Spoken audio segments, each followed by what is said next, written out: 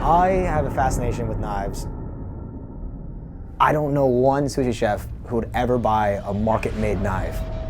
Locally made knives are very, very important and should be showcased more often.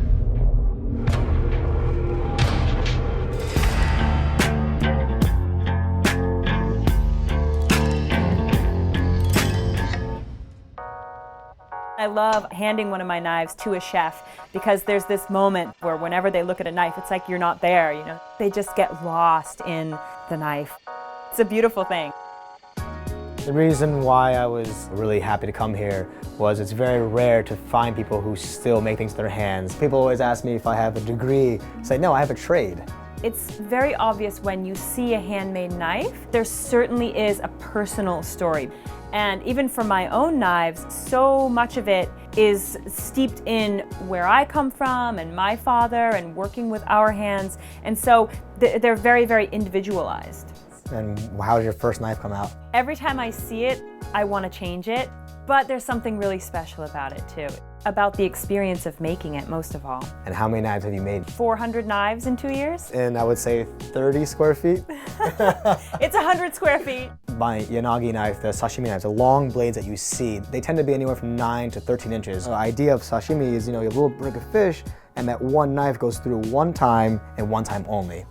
What happened was, during the samurai ending era, all swordsmiths no longer had a job. So they took these large swords and they shortened them.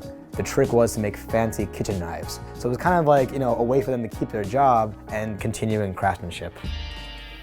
So we're gonna put it right under the flame? Oh, that's awesome. So this is 2,000 degrees.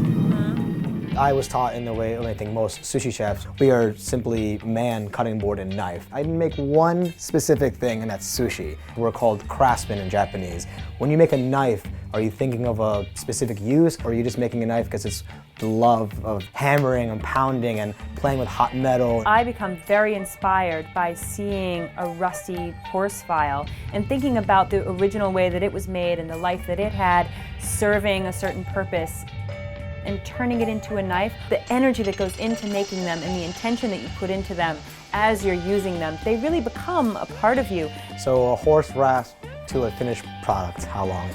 I like to have 3 days start to finish. Most of them are pretty universal. I always keep the grater function on all of my knives so that you can grate cheese or garlic or zest a lemon. So what's my goal right now? To make it wider, thinner, or longer? You want to make it long? So stretch it out. Stretch it out. Let's do it. All right, here it comes. All right.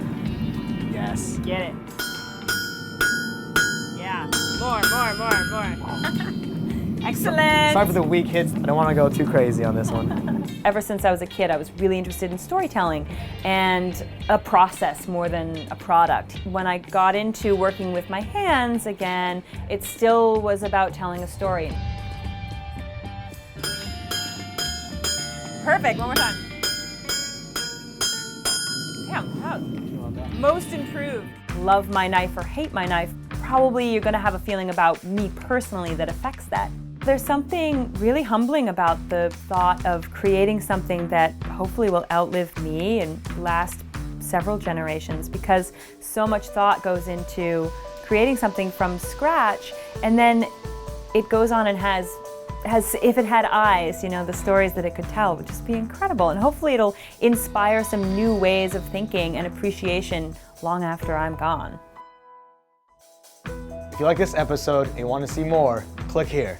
You have such a unique space here. It's a speakeasy tea house almost.